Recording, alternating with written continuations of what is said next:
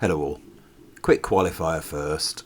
Going to be talking about Jodie Whittaker's last episode, The Power of the Doctor. I didn't want to watch this. I had absolutely no desire to watch it. But as is my nature, as a comic book collector, I'm a completist. So I watched it. And just to put this in context, I've been watching Doctor Who since the 70s. And the idea of not wanting to watch Doctor Who is very, very alien to me, if you'll excuse the pun. Brief summary, Chibbers throws a lot of stuff at the wall, sees what sticks, and there's a lot of nostalgia bait. I'll do a quick précis of the story, and it is a mess. It was frenetically ridiculous. The bits that work best are the quiet bits, I have to say. I've literally just finished watching it, and I'm trying to process it in my head. Starts with the Time Lord Cybermen attacking a train in space. Anyone remember that most of the universe was destroyed? Because this show apparently doesn't. The Doctor, Yaz and Dan stop the raid, save the people, but the Cybermen are after something, and it looks like a child. And then Dan decides he's going to go, and that's it for Dan for the episode until the very end. Weirdly, Yaz looks very excited about that when she looks at the Doctor. I thought, he's kind of like, oh, sad face. Then she kind of looks at the Doctor with a big grin on her face and then turns back, goes sad face again. Loads of paintings are disappearing off the walls because they've all got the Master's face on them as Rasputin, because he's now Rasputin in 1916. Why is he Rasputin? Because. Why does his face appear on all of these paintings? Because. Makes no sense, never explained. A load of seismologists are disappearing. And in 1916, there is a planet in the sky, an extra planet. Doctor gets contacted by a Dalek saying the Daleks have lost their way, we're no longer pure, we're no longer what we were supposed to be, and we no longer deserve to exist. So he was going to give her the ability to stop Daleks from now and forever. Just so you know, that plot thread gets completely forgotten. It goes to a certain point and they completely forget it. In 1916, the planet in the sky is a cyber planet which has been completely converted, and the child is actually an energy creature which is suspended powering the planet, which is also being powered by the Master's TARDIS. Yeah, I didn't really get that bit. So the Master's plan is to force a regeneration on the Doctor so the Doctor turns into the Master. And then the Master is going to go around the universe destroying the Doctor's name by pretending to be the Doctor. Meanwhile, planet Earth is going to be turned into a foundry for Cybermen and Daleks by exploding all the volcanoes on the planet. Yeah, see what I mean? The Doctor's bumped into Tegan and Ace because apparently they are working for UNIT, and the Doctor has touched them and implanted them with an AI. So the Dalek that visited the Doctor and said he was going to betray his race lures her to a planet to give information away. She puts a device on it because apparently the information's in his shell. Who knows why? Daleks turn up, destroy it, and that's the Doctor captured. But what about the information? What about the shell? What about the thing that was taking the information out of the shell? As I say, that bit gets forgotten. There's a point at which the Doctor says that Cybermen and Daleks hate each other, and the Master says, yes, but mutual enemies, they both hate you more. Well, that's great until their plan reaches fruition and they have to share a planet and they still hate each other and the Doctor's gone. Just like Hole. Now the Master has force regenerated the Doctor into the Master. Again, don't see the point of this. Goes off with Yaz to wreak havoc on the universe. Yaz pushes him out, buggers off. Vinda turns up out of a wormhole for reasons. It literally is Deus Ex Machina all the way through this. And MacGuffin, as is typical with Chibbers' writing.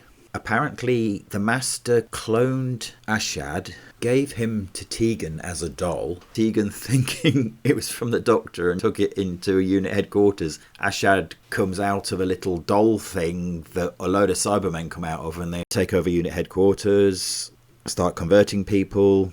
And I have to say, and bless her, Tegan, played by Janet Fielding, is really not a good actress. And it really showed. You get a scene with the Doctor kind of on the precipice of regeneration. It's a mental manifestation to simplify the concept, and it's presented as a cliff edge. A point at which you pass beyond and you can't go back, which is completely contradicted by the end of the episode, and also in the 50th anniversary special where Tom Baker comes back and sort of says you might want to visit some old faces. So, contradictions. She sees Hartnell's Doctor, Colin Baker's Doctor, Peter Davison's Doctor, McGann's Doctor, and Sylvester McCoy. talking to her and sort of saying, you've got to go back, you've got to find a way to go back. And the Doctor has implanted this AI. This AI talks to Yaz, tells Yaz what to do.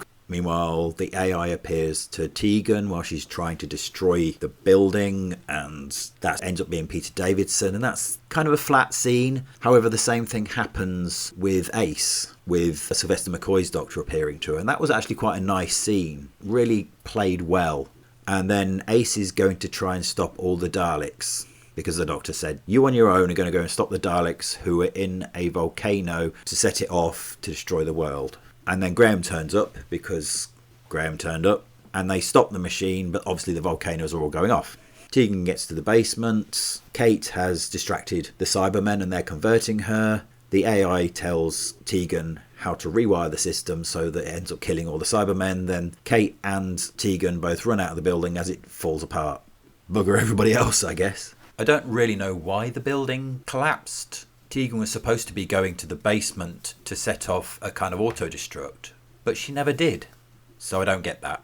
At some point in this, Yaz picks up the Master Doctor again, takes him back to 1916, he walks out of the TARDIS, she triggers the AI, and the Joe Martin Doctor walks in. The Cybermen, or rather the Cybermasters, shoot at her, obviously hitting each other. Then they bring the Master out. They get him back in the booth to force regeneration on him, or degeneration or something. And the point of the alien on the Cyber planet was that it was supposed to be the thing that powered the forced regeneration. But somehow they used the regeneration energy from the regenerating Cybermasters and funnel it in using, you guessed it, the sonic screwdriver, the magic sonic screwdriver. So the Doctor's back, she figures out what's going on and picks up all of the assistants and Kate. She flies then to the Cyber planet, because we basically get a replay of the Series 4 finale, where all the people who have appeared during the RTD era are flying the TARDIS. You basically get a repeat of that. Hooks the two TARDISes together and transports the Cyber planet to the future, as in 2022, then uses the Cyber planet to convert the volcanoes to metal. Again, Deus Ex Machina. Where's that come from? They said the Cyber planet was the conversion of all organic life. Last time I looked, lava isn't organic. She then leaves the Master's TARDIS, tells the creature it can be free, but first could you destroy this planet please? So the creature starts destroying the planet. Then the Master appears in his own TARDIS, crawls out with a device in his hand and says, if I can't be the Doctor, neither can you. He presses this gadget that's in his hand, which came from somewhere, and he seems to be able to direct the beam that the creature is blasting the planet with and manages to hit the Doctor with it. What a monumentally dumb death, because that's what triggers regeneration. That's just stupid. The Doctors previously have died in some form of heroic way. She just died stupidly. It's a really ignominious death, I thought. So Yaz goes out, picks her up and carries her back into the TARDIS. It's a weird scene. And then all of them are standing over her, looking down at her. Next thing you know, the Doctor's waking up in the TARDIS and they've all gone except for Yaz. It's like, what happened to that lot? Just literally all gone. The Doctor's hand starts glowing. She takes Yaz for ice cream and they sit on the TARDIS, floating above the Earth, eating ice cream. Now, I never really shipped the Doctor and Yaz. I always had a feeling that's the route they were going on. But this moment felt really unsatisfactory. It felt like there should have been more of a connection in it. There should have been more emotion. Yaz loves the Doctor and the Doctor has said that she loves Yaz. So I just would have expected more. Even if it was a small hug or a soft kiss, just something. But as most of this episode has shown, and most of Chibbers' run has shown, the Doctor really doesn't give a shit about her companions. I mean, Yaz is unceremoniously dumped. Literally dumped back on Earth. Dan and Graham turn up and they take Yaz to a kind of group session of old companions. Graham's sort of saying about getting them all together because they're the only people you can talk to about this stuff without being locked up. Again, member berries. And then the Doctor goes off and regenerates into David Tennant, which goes completely against the thing they've already said in this episode, that once you go past that point you can't go back. So you destroyed your own episode's logic. Weirdly, his clothes regenerate as well. Now that might have been because they didn't want Tennant in Whittaker's costume, but it just was quite strikingly weird. And it does tend to add a little credence to the theory that another actor was cast as the Doctor following Jodie. before the BBC told RTD that he had to have Shooty. It certainly looks like David Tennant's almost photoshopped over the top of the scene rather than being in it. I guess we'll never know. The positives. Some of the quiet scenes were nice. There's a moment where Yaz meets the old assistants and the penny drops with her because both Tegan and Ace, more specifically Tegan, is quite bitter about the Doctor not having visited her for nearly 40 years and having just been dumped. And Yaz gets a little glimpse at her future. Obviously, this has already been done because RTD did it with David Tennant and Sarah Jane Smith and Rose, obviously. So again, another kind of copied moment. Nice to see Graham back, although I thought there was a little bit of flirting going on between him and Ace, but then it went to nothing. Some nice nostalgia seeing the old Doctors back. And as usual, for this era, it really looks gorgeous. The visuals are really nice. I'm really struggling. The negatives, obviously, typical Chibbers. Throw everything at the wall. Loads of MacGuffins. Lots of stuff not explained. And yet, half the conversations are exposition. Things happen with no real design to it. Literally at the beginning, the Doctor turns off the thing that keeps them stuck to the train after explaining that they're stuck to a train with this thing. I know that's silly and that's nitpicky, but it's a symptom of everything that happens in this, and it goes right to the end when the Master just pulls out this device and makes the energy creature blast the Doctor. Why? How? Makes no sense. I thought Jodie's performance after the onset of regeneration was quite good, when she was kind of saying goodbye and when she was filled with regret for leaving. I thought she handled that really well. But then many people have said, and I probably agree, those are the moments where she does best, where she shines more. When she has to be the Doctor, for me it really doesn't work. But the quieter moments, she's much better. And again, following that through to the regeneration, that was good. The last line was not great, but that was good. She definitely conveyed an emotional weight to that moment. Although, to be honest with you, I didn't really feel anything. And this has also been one of the problems with this run. I felt nothing, except annoyed, really, for the most part. And it's similar with this. It was just annoying. Flashes and bangs and throwing stuff in and hoping people don't notice. It doesn't make sense. Nice to see some old companions back. That was cool. I guess it was fine. It was just a bit chaotic. The plan didn't really make sense. It didn't really tie together.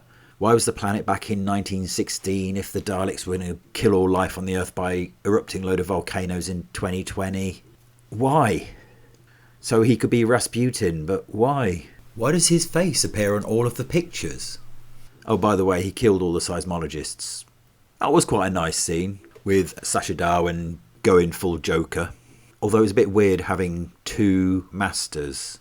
And we also got 3 Doctors again. Nothing was resolved from Chibbers' run, but I don't think any of us expected it to be. It was fine, it was a spectacle, it was a mess. And I know I've said that before, so I better wrap this up because I am starting to repeat myself. So if you liked, please like and subscribe. And my comic is available from my website, and the link is in the description below. Thanks for listening, and peace out.